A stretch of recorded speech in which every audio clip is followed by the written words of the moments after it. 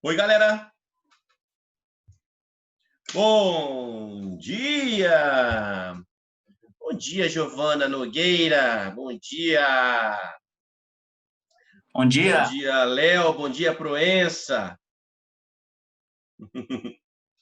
Bom dia, Lavínia! Bia Trindade! Cris! Bia Conte! Bom dia! O sol já nasceu lá na fazendinha. Acorda um bezerro e a bezerro que é? Esqueci. Pois já cocoricou, dona galinha. Maria Júlia, tudo bem?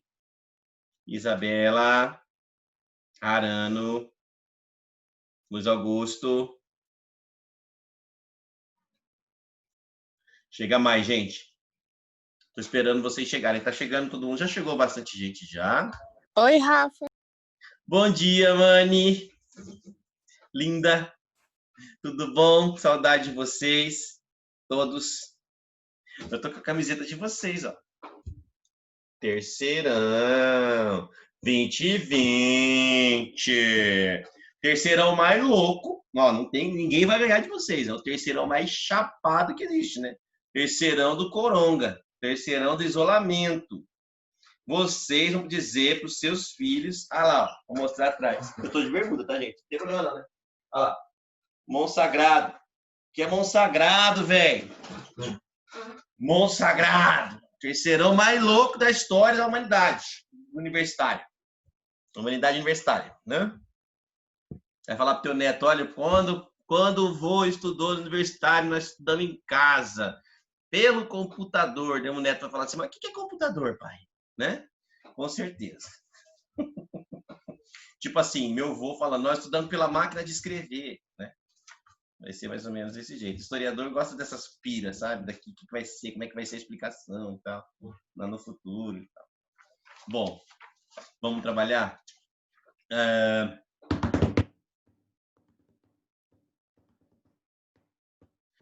Gente, me ajuda aqui. Deixa eu pegar aqui no arquivo. Nós ficamos... Mani, onde nós paramos na última aula, More? Eu não anotei o de vocês, do terceiro Você passou a Guerra de Canudos. Só a Guerra de Canudos? Não falei da Chibata? Não. Tá, show de bola. Obrigado, meu amor. Eu não anotei. Cabeçudo. Então tá. Tô aqui, né, ó. Beleza? Chibatinha? É nóis. Vamos chegar até aqui hoje, ó. Nosso objetivo é isso aqui, ó. Falou da Chibata, Rafa? Falei da Chibata? Acho que sim. Não falou? Não? Eu acho que eu devo ter comentado, então, porque acho que não daria tempo de falar contestado e Chibata numa aula mesmo, tá? Se eu te falei agora buguei. Bugou, mas pode ser que eu tenha falado, dado uma... Você só uma comentou ideia. que era do governo do Marechal Hermes, né? Provavelmente. Ó, isso aqui que nós vamos ver hoje, tá? Beleza? Não vamos entrar, eu só vou mencionar a participação do Brasil na guerra, mas os detalhes nós vamos entrar na semana que vem. Nós vamos entrar na primeira grande guerra mundial. Let's go. Então, vamos lá. Ó, a revolta da Chibata. Primeiro é preciso entender o que é Chibata. Né? Chibata é um chicote. Tá? A revolta da Chibata é uma revolta contra o chicote, contra castigos físicos. Agora, onde estavam acontecendo esses castigos físicos? Na Marinha. Então, durante o governo de um presidente marechal, ou seja, de um presidente militar, havia na Marinha a prática de castigos físicos ainda, em 1910. 1910 havia a prática de castigos físicos na Marinha. Pasmem. Existia sim. Agora, eu preciso entrar numa questão jurídica com vocês, bem simples, bem superficial, para você lembrar, você não pode deixar de lembrar que os castigos físicos no Brasil eram praticados contra quem? Basicamente contra os negros, contra os escravos. E isso continuou acontecendo na Marinha, por quê? Porque a Marinha recebia negros, né, no seu interior. A Marinha permitia que negros participassem na Marinha. Tá? Agora, os negros da Marinha, ou negros ou mulatos da Marinha, não são mais escravos, porque a escravidão foi abolida no Brasil em 1888, ainda no Império Brasileiro. Então, se a escravidão tinha sido abolida no Império, na Marinha, os negros que participavam da Marinha eram tratados como escravos. Para você entender ainda melhor essa história, precisa entender que a própria prática dos castigos físicos tinha sido abolida no Brasil antes mesmo do fim da escravidão. Quando que os castigos físicos foram abolidos no Brasil? Em 1886. Então, castigos físicos contra os negros escravos já tinham sido proibidos 2 anos antes do fim da escravidão. E o que aconteceu? Em 1910, dentro da Marinha, ainda havia a prática de castigos físicos. Sério isso, né? E aí, claro que os negros da Marinha vão ser castigados. Por quê? Por que eles são castigados? Porque eles são supostamente acusados de indisciplina. Nas Forças Armadas, quem fez tiro de guerra, quem faz tiro de guerra, sabe que a indisciplina é punida, mas hoje é claro que não é com castigo físico. Ou você fica lá de guarda por mais tempo, ou você faz algum serviço de limpeza pesada e tal, mas toda a indisciplina é punida. Tá? Agora, no caso dos negros da Marinha, eles eram punidos com chicotadas, com 25 chibatadas. 25 chibatadas, gente, é chicote pra caramba. Sai sangue das costas da pessoa, principalmente dependendo do tipo de chicotada que você der. Resultado, os negros começaram a questionar o chicote. Tá? Agora, não é só o chicote. Não é. A revolta da chibata, a revolta da chicotada, ela estava ligada, claro, à questão dos castigos físicos. Esse é um elemento. Tá? Mas eles também estavam questionando, o segundo ponto que eles questionavam era a diferença salarial dentro da Marinha entre negros e brancos. Havia uma diferença salarial, negros ganhavam menos que os brancos. Tá? Eles também reclamavam da comida que era lhes oferecida na Marinha, comida de péssima qualidade. Tá? Eles também reclamavam, seria um quarto ponto, né? Eles também reclamavam das condições de trabalho, da insalubridade, ou seja, o lugar onde eles trabalhavam era um lugar muito insalubre, tá? Muito sujo. Tá? Esse é o ponto. E o quinto ponto é que eles também reclamavam das longas jornadas de trabalho. Está parecendo o quê? Isso aqui está parecendo uma aula de Revolução Industrial, de consequência da Revolução Industrial, né? Baixos salários, péssimas condições de trabalho, longas jornadas de trabalho. Tá? Então, essa é a pauta. O que eu quero que você anote? A pauta da revolta da chibata, ela tem 5 pontos importantes: os castigos, a diferença salarial, a péssima qualidade da comida, a insalubridade, ou seja, o lugar é muito sujo e muito insalubre, não tem saúde. Insalubre é sem saúde, né? E as longas jornadas de trabalho. Essa é a pauta. Agora, o que vai acontecer? Qual que é o estopim, né, dessa revolta? Qual que é o estopim da revolta da chibata? Um caso, coloca aí, um chamado caso Marcelino. Caso Marcelino. Marcelino vem de Marcelo. Marcelino é o diminutivo de Marcelo. Marcelino Menezes. Caso Marcelino Menezes. Quem que é o Marcelino Menezes? É o negro. Esse Marcelino Menezes, esse negro Marcelino Menezes, tentou entrar na Marinha com uma garrafa de cachaça escondida da cárcere, dentro da cárcere, certo? E foi encontrado com ele essa garrafa de cachaça. Proibido entrar com bebida alcoólica no trabalho. Tá? E aí ele vai ser punido. E como que ele foi punido? Com chibatadas. Só que aí o que acontece? Eles criaram ali um ambiente para que todos pudessem ver o castigo, para todos ali da Marinha, todos da tripulação daquele navio que ele trabalhava, que todos pudessem assistir o seu castigo. E ele foi submetido não a 25, mas a 250 chibatadas. Cortaram o cara no meio, né?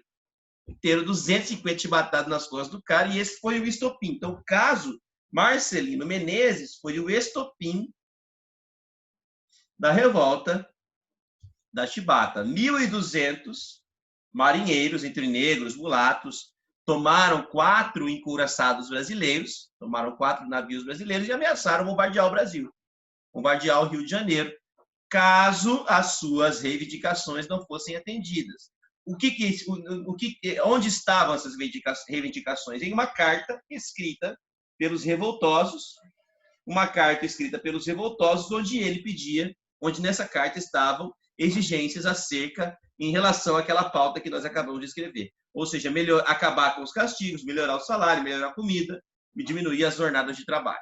Então, a carta reivindicava essas melhorias nas condições de trabalho dos negros da Marinha. Quem escreve essa carta? Um marinheiro, um almirante chamado João Cândido, o grande líder da revolta da chibata. João Cândido, almirante negro João Cândido. Cara, essa pauta foi aceita.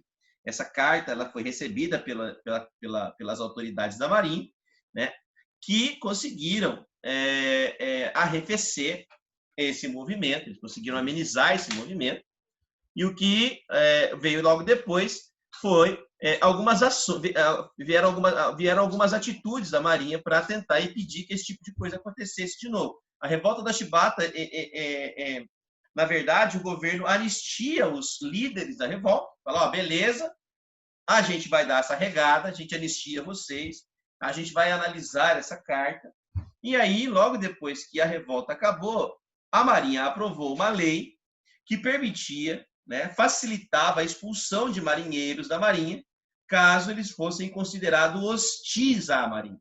Então, criaram um mecanismo para expulsar os marinheiros da Marinha com mais facilidade.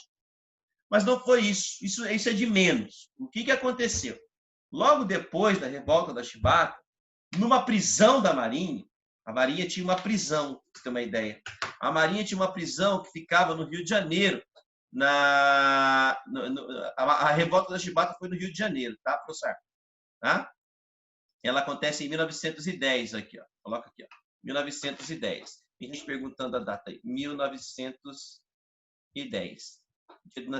Ano do nascimento do Sérgio. Então, em 1910. Então, logo depois do governo anistiar esses envolvidos na revolta da chibata, uma rebelião aconteceu numa prisão da Marinha, que ficava lá no Rio de Janeiro, numa região chamada Ilha das Cobras. Olha que coisa mais terrível, né, meu? Ilha das Cobras, tal. Né? E ali essa revolta acontece na Ilha das Cobras, uma rebelião numa cadeia da Marinha, numa prisão da Marinha.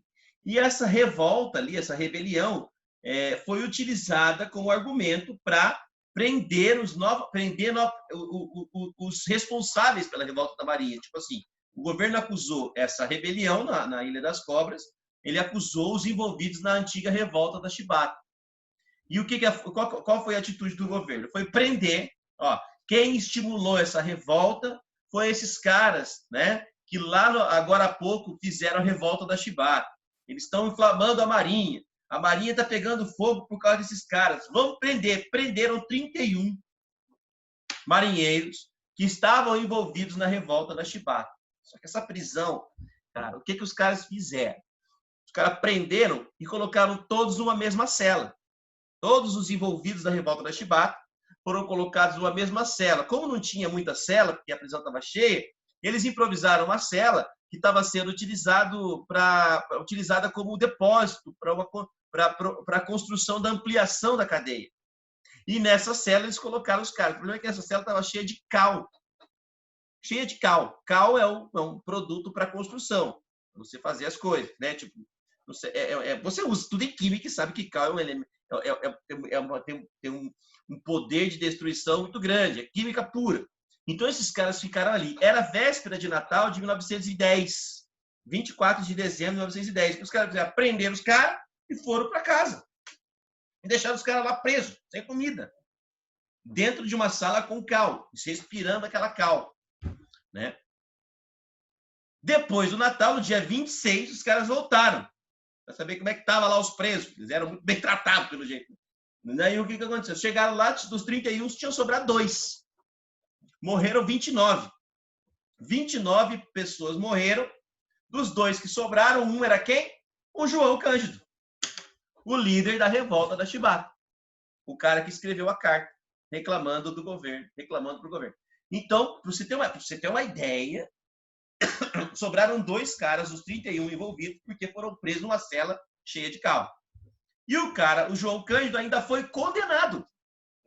Depois de sobreviver a esse trauma de 2, 3 dias aí, ele foi condenado a 2 anos de cadeia. Ficou preso 2 anos, foi solto em 1912. Aí falou assim, agora acho que eu posso levar minha vida, né? Depois dessa. Aí ele foi trabalhar como marinheiro no porto do Rio de Janeiro ali. Só que todo lugar que ele procurava emprego, ele perdia emprego. Por quê? Porque ele tinha a fama de rebelde. A fama dele cresceu e marcou o Rio de Janeiro ali. Então, onde ele trabalhava, ficava um pouco... Mas esse cara é o João Cândido. É o João Cândido lá da... então você está demitido. O que ele fez? Ele falou, meu Deus do céu, não consigo sobreviver, vou virar pescador. Aí ele foi virar pescador, virou pescador e vendia o peixe dele lá na Praça 15 do Rio de Janeiro. Certo? Esse João Cândido viveu 89 anos. Ele conseguiu sobreviver 89 anos. Morreu no ano de 1969. Tá? Na época da ditadura militar, ele morre. Né? E aí, gente, na década de 1970, ele passa a ser uma espécie de exemplo de resistência contra a intolerância, contra a desigualdade, contra a violência dos negros, em relação aos negros. Ele vira um símbolo nacional de resistência, da negritude. Né? E ele vai ser homenageado por um compositor da música popular brasileira chamado João Bosco, que vai escrever uma música chamada Mestre Sala dos Mares. Mestre Sala dos Mares é uma música feita em homenagem ao marinheiro, ao almirante negro João Cândido. Tá? E aí, gente, essa história do João Cândido termina em 2008. Em 2008, ou seja, quase 50 anos depois de morto, 2008, né? O ex-presidente Luiz Inácio Lula da Silva vai absolver póstumamente João Cândido. Então, ele vai apagar, um decreto do presidente da República vai apagar a condenação de João Cândido lá em 1910. Então, ele vai ter uma espécie de homenagem póstuma prestada ao João Cândido, que foi o líder da revolta da Chibata. E assim termina a história do João Cândido, que durante muito tempo foi o símbolo, que até hoje, para o movimento negro brasileiro, é um grande símbolo da resistência contra o preconceito e a desigualdade e a violência contra os negros no Brasil. Tá? É muito importante usar essa história também quando você se encontra com questões ou redações sobre o preconceito de raça no Brasil ou no mundo. Tá? O João Cândido é usado como um grande exemplo e como um grande símbolo da resistência negra brasileira. Certo, gente? Beleza? Eu vou para o contestado, mas o contestado, eu acho que eu demorei um pouco na revolta da Chibata, né? Mas o contestado é uma guerra que eu vou falar com mais detalhes para vocês, é claro, nas aulas de História do Paraná, beleza? Mas eu vou rapidinho aqui tratar com vocês. Não esqueça, o aprofundamento é na História do Paraná, beleza? Nas aulas de História do Paraná, quando nós chegarmos próximo lá dos vestibulares da UEPG, o EM e o ELN. Beleza? Boys, vamos lá. A revolta do contestado, vamos falar em localização. Onde ela acontece? Ela vai acontecer... Localização. Ela vai acontecer na fronteira do Paraná com Santa Catarina, onde hoje é a fronteira do Paraná com Santa Catarina. Tá? Por que ela é chamada de Guerra do Contestado? Porque nós temos um confronto entre o governo federal e os sertanejos que viviam na região, sertanejos que contestaram contestaram a construção de uma estrada de ferro proposta pelo governo brasileiro, que passaria pela terra onde eles viviam e acabariam por desalojá-los de suas terras. Só que não esqueça que esses sertanejos são poceiros. Eles se apossaram dessas terras. Então, o governo vai contar com o apoio de latifundiários locais que têm medo desses poceiros. Entende? Então, esses poceiros serão desapropriados, eles são desalojados e eles vão contestar essa atitude de serem desalojados. Não, nós contestamos isso. Nós não queremos ser desalojados, essa terra é nossa. Aí o governo, então, vai usar as suas tropas militares para expulsar os poceiros do contestado, ou da região do contestado, onde eles viviam. Resultado, uma guerra vai acontecer entre os anos de 1912 e 1916. 1912 a 1916. Certo? Para você ter uma ideia, o contestado começa no governo do presidente Hermes da Fonseca e vai terminar no governo do presidente Venceslau Braz. Começa num governo e termina no outro. Interessante nessa história é que essa estrada de ferro, ela seria também construída pelo governo com a participação da iniciativa privada, né, que seria a estrada Brasil Highway, né, Brasil Highway Company, que seria a estrada de ferro, a empresa que construiria junto com o governo brasileiro essa estrada que ligaria o estado de São Paulo ao estado do Rio Grande do Sul. Para ligar o estado de São Paulo ao Rio Grande do Sul, é necessário, né, que essa estrada passe pelo Paraná e também por Santa Catarina. Beleza? Então, essa estrada ligaria São Paulo ao Rio Grande do Sul e essa estrada certamente atrapalharia a vida daqueles caras que moravam ali naquela região. Aí, nessa história toda, aparece uma grande liderança espiritual chamada José Maria, que era um monge que pregava uma espécie de catolicismo rústico, porque ele não era formado na Igreja Católica, né? E ele pregava um catolicismo na região e ele era um líder espiritual que liderou essa população contra essa atitude do governo. Ele é um líder da resistência sertaneja contra a estratégia do governo, a ideia do governo de criar uma estrada de ferro que cortaria o sul do Brasil. Ele lidera, na verdade, ele é o terceiro monge de uma história de monges que lideram aquela região. Tá? Os dois primeiros eram chamados de João Maria, e o terceiro, que é o José Maria, é o líder, tá? É o líder dessa revolta. Tem uma história interessante, que o José Maria morre logo no começo da guerra. E deixa a população super inflamada. Meu Deus, vocês mataram o nosso líder e tal. E aí os caras, depois eles vão investigar o José Maria e vão descobrir que esse monge, na verdade, era um soldado do exército brasileiro, que havia desertado porque havia cometido um crime. E o crime era um crime muito bárbaro, um crime de estupro. Entende? Então, ele tinha desertado, porque tinha que fugir do exército, porque tinha cometido um crime, não queria ser preso. Então, ele foge para o interior do Brasil para se esconder no interior. O interior do Brasil é muito inóspito, entende? Nessa época. Era muito inóspito. Então, ele vai chegar ali e vai virar uma liderança espiritual. Mas a história dele é uma história bastante contraditória. O fato é que essa guerra começa, o governo age de maneira muito violenta com essas pessoas, tá? E destrói ali o contestado em 4 anos. 4 anos de guerra até que tudo acaba com a derrota dos sertanejos nordestinos. Tá? O monge José Maria morre logo no começo e o contestado vai ser derrotado em 1916. Tem uma história interessante nessa história toda, é que as pessoas acham que os aviões foram usados pela primeira vez na Primeira Guerra Mundial, em guerra, aviões usados em guerra. Quando, na verdade, os aviões usados em guerra pela primeira vez foi na Guerra do Contestado. O governo usou avião para jogar bomba nos sertanejos do Paraná e Santa Catarina. Foi a primeira guerra que o avião foi usado para destruir, para usado contra, com o propósito de destruir, como foi usado na Primeira Guerra Mundial. Tá? Então, o avião na Primeira Guerra Mundial foi a segunda vez que ele foi usado em guerra, porque na primeira vez foi na Guerra do Contestado. Certo, gente? Outra coisa, tá? Outro ponto importante da aula de hoje é o chamado banditismo social.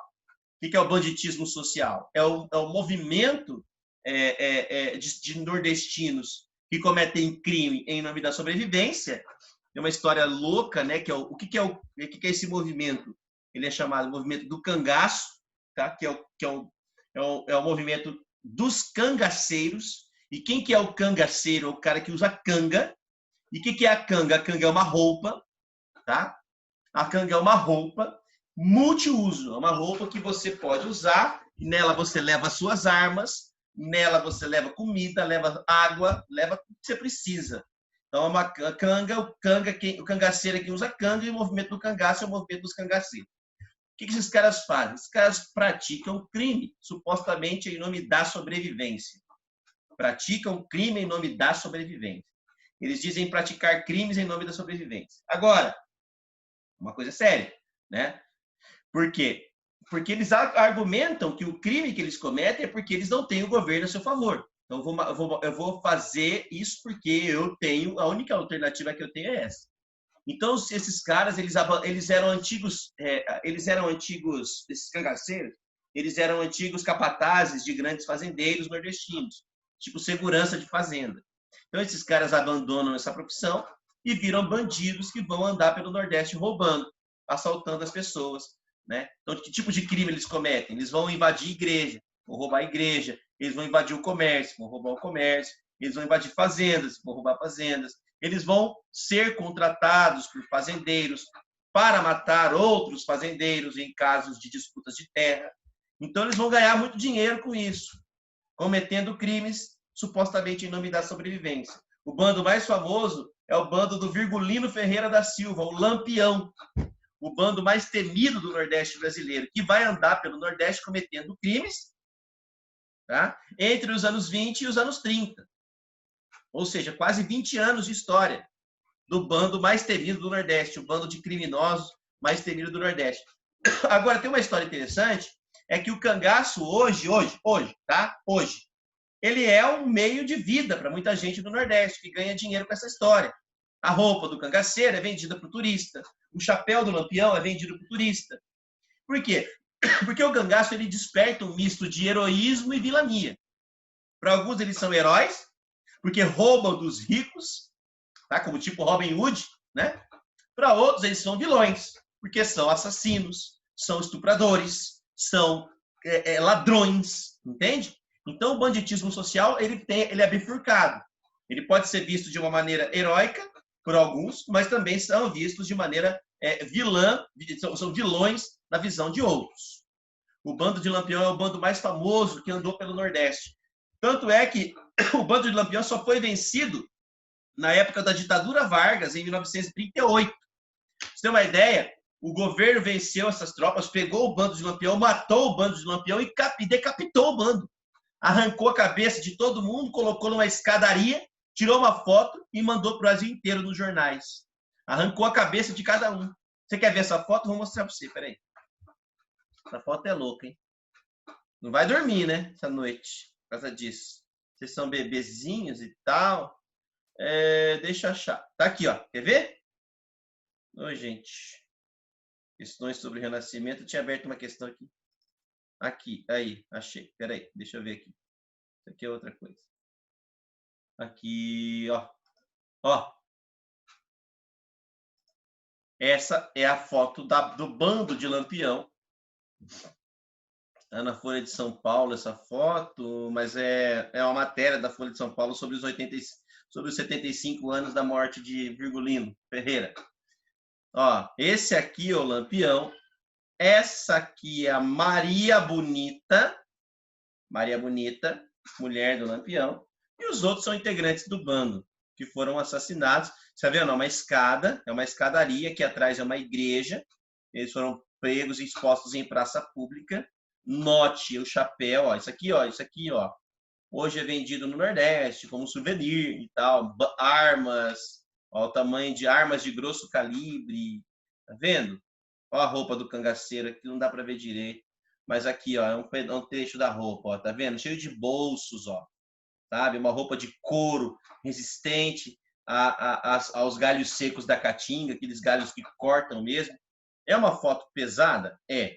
Mas é uma foto histórica. E todo documento histórico tem que ser analisado. Beleza, gente? Ó, eu vou parar por aqui porque o nosso tempo já deu. E semana que vem eu começo no Revolta no governo do presidente Venceslau. Tem algumas questões, eu tô com saudade. Manda um beijo para todo mundo. Quem quiser fica aqui, perguntar alguma coisa. Quem não quiser, vai pro intervalo. Tá bom? Que a gente se vê na semana que vem. Um beijão. Amo vocês. Tchau, tchau. Tchau, Proença. Tchau, Amani. Tchau, Rafa. Beijo. Tchau, tchau. Com Deus. O Lampião era brabo. Tchau, Di. Beijo. Tchau, tchau. Falou, Rafa. Falou. Tchau, tchau, Pedro. Valeu, Monsás. Monstros sagrados. Revolta da Chibata, Rio de Janeiro, né, gente? Falei para vocês. É a mesma coisa, né? Mesma coisa.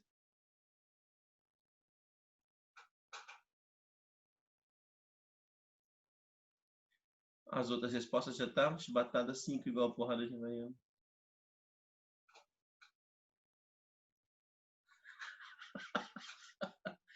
Moleque do tempo. Esse moleque é tudo retardado, velho. Gabriel, pelo amor de Deus, mano. Que conta louca é essa, moço? Saudade, gente. Beijinho. Vai com Deus. Tchau, tchau.